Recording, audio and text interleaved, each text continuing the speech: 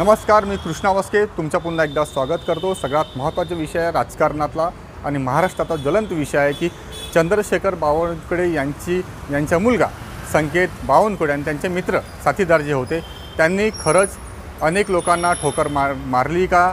खरंच पोलीस प्रशासन, गृह मंत्रालय ही चंद्रशेखर बावनकुळे यांचा मुलगा संकेत बावनकुळे यांना वाचवण्याचा प्रयत्न करतोय का?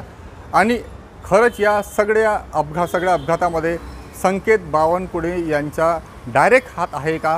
ही चर्चा संपूर्ण महाराष्ट्रामध्ये आणि मी तुम्हाला याच गोष्टीवर नेमकं सांगण्याचा प्रयत्न करतो। फॅक्ट काय, वस्तुस्थिती काय आहे? वस्तुस्थिती ही आहे की ज्या दिवशी चंद्रशेखर बावनकुळे भाजपचे प्रदेशाध्यक्ष यांचा मुलगा संकेत बावनकुळे आणि त्यांचे काही साथीदार म्हणजे त्यांचे काही मित्रमंडळी हे लाहोरी बार म्हणजे धरमपेठमध्ये लाहोरी बार आहे, प्रसिद्ध बार आहे आणि एक हाय स्टँडर्ड तो बार आहे। त्याच्या जेवणाच्या जर पद्धती बघितली तर अतिशय चांगली पद्धत त्या ठिकाणी एक स्टँडर्ड मेंटेन ठेवलेला आहे। त्यांची खिचडी तिथे खूप चांगल्या प्रकारे प्रसिद्ध आहे।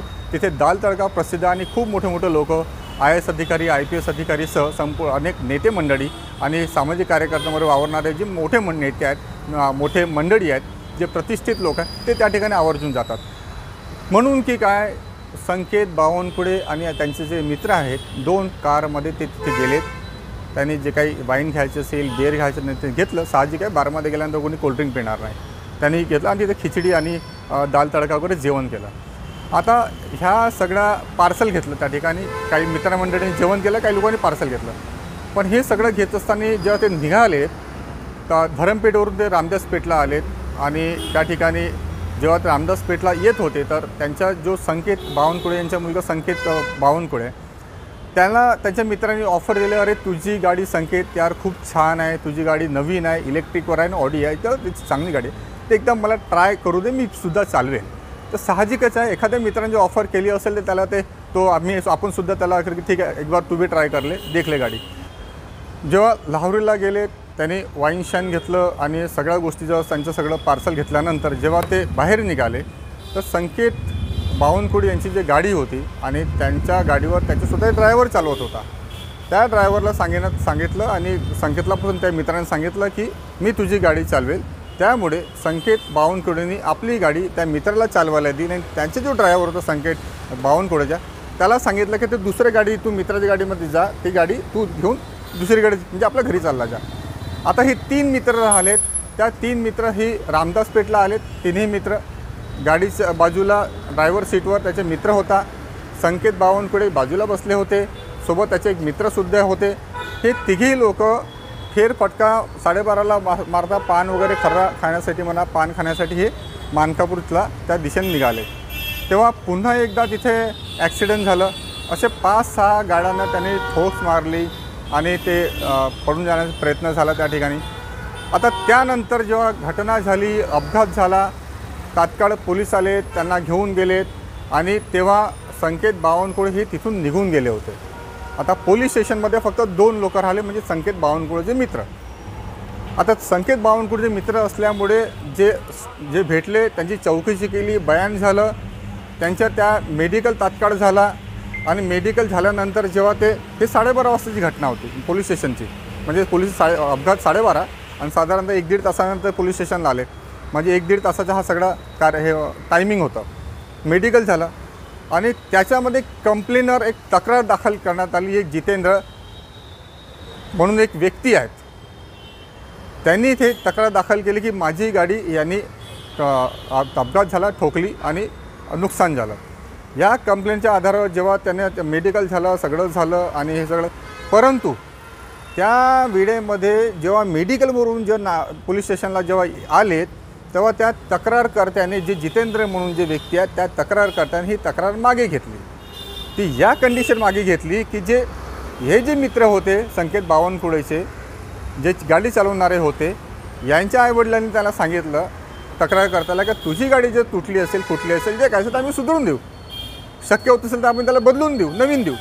पण त्याच्यामध्ये कोणाची जीवितहानी झाली नाही परमेश्वराच्या कृपेने, गणपतीच्या कृपेने। त्यामुळे कृपया हात जोडून त्यांनी विनंती केली आणि त्यांनी ते तक्रार मागे घ्यायला लावली। यामध्ये कुठल्याही प्रकारचा दबाव त्याच्यावर टाकण्यात आला नाही। 1 नंबर 2 त्याला कुठल्याही प्रकारे इजा झाली नाही। नंबर 3 त्याला कुठल्याही प्रकारे दहशतीमध्ये त्यांना ठेवलं नाही. जे आज जे महाविकास आघाडीचे जे नेते म्हणतात, शिवसेनेचे नेते म्हणतात उभाटाचे, का हा जो जितेंद्र म्हणून जे तक्रार करता आहे त्याला दबावात ठेवलं, त्याला खूप मोठ्या प्रमाणात गंभीर दुखापत झाली, त्याला वगैरे वगैरे, असं काहीही झालं ना. अतिशय हा धांडात खोटारडेपणा आहे. मी नागपूरमध्ये रिपोर्टर म्हणून मी सांगतो, कारण आम्ही सगळं रोज त्याच्या बातम्या आम्ही कव्हर करतो आहे. आता ही जेव्हा ही तक्रार जेव्हा राहिली नाही तर मग विषय कुठं झाला नाही. आणि जे संख्या आता हे म्हणतात अंधारे मॅडम वगैरे म्हणतात, सुषमा अंधारे शिवसेनेच्या, की त्याने मेडिकल का नाही केलं.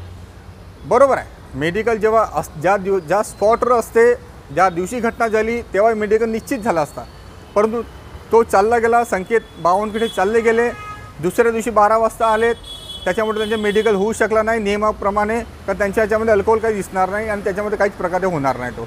त्याच्यामुळे त्यांच्या बयाना झाला, बयान नोंदवण्यात आलं आणि हा बेलेबल केस असल्यामुळे त्यांना तात्काळ सगळ्यांना तिथे बेल देण्यात आली. आता जेव्हा तक्रार करतेच कुणी नाही, मेडिकल झालेलं आहे, कुणाला दुखापत झाली नाही, कुठल्याच प्रकारे कुणाची तक्रार नाही, मग पोलीस तरी कशाच्या पद्धतीने ते त्याच्यावर गुन्हा दाखल करतील, कशाच्या पद्धतीने अटक करतील, कशा प्रकारे ॲलिगेशन लावतील, असं काही नाही. त्याच्यामुळे मर्यादा आहे पोलिसांच्या जे नियम आहे त्या हिशोबाने ते पोलीस काम करतील. नियमाच्या वरती पोलीस काम करणार नाही हे सर्वांना माहिती आहे. आता सगळ्यात महत्त्वाचा विषय आहे की इथे बावनकुळे त्याच्या परिवारावर आणि किंवा संकेत बावनकुळे यांच्यावर का टार्गेट केला जात आहे. मी खरं तुम्हाला कारण सांगतो आहे की ज्या पद्धतीने चंद्रशेखर बावनकुळे ही महाविकास आघाडीच्या नेत्याला टार्गेट करतात, ज्या पद्धतीने ते तूट पडतात, ज्या विरोधकांना ज्या पद्धतीनं त्यांनी पडो करून सोडलेलं आहे, ते त्यांना खुपसलं. आणि म्हणून की काय आता बावनकुळे सापडलेत, आता कचाड्यात सापडले, आपण त्यांना नागपुरात घेरायचं, त्यांना महाराष्ट्रात घेरायचं, भाजपला बदनाम करायचं आणि ते सोडा त्या माध्यमातून आता देवेंद्र फडणवीसाला बदनाम करायचं.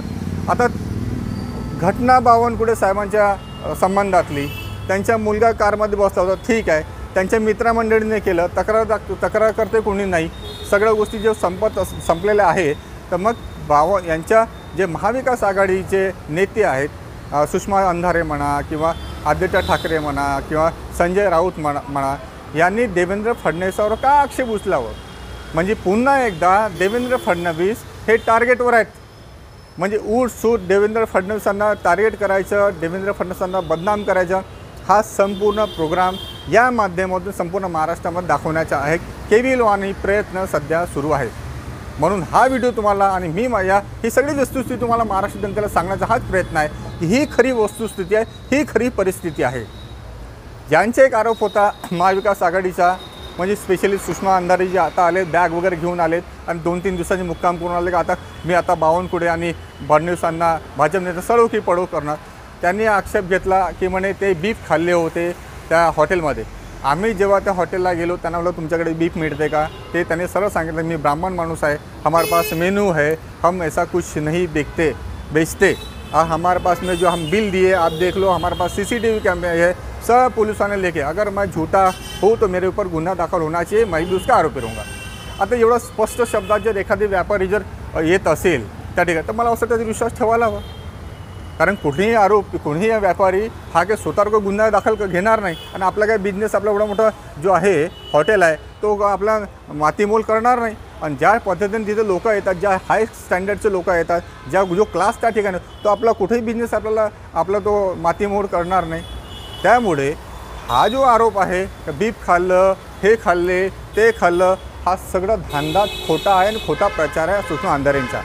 त्याच्यामुळे मला असं वाटतं आता की महाराष्ट्रातील जनतेने आता कुठेतरी एक चांगलं राजकारणाकडे बघणं आवश्यक आहे. हे दूषित राजकारण जे करण्याचे जे प्रयत्न आहे महाविकास आघाडीचं, ज्या विरोधकांचे जे आहे, मला असं वाटतं त्याला आता उत्तर देण्याची गरज आहे. आणि म्हणून की काय मी वस्तुस्थिती सांगण्याचा तुम्हाला हा शेवटचा प्रयत्न करतो आहे की ही वस्तुस्थिती आहे आणि हा फॅक्ट आहे.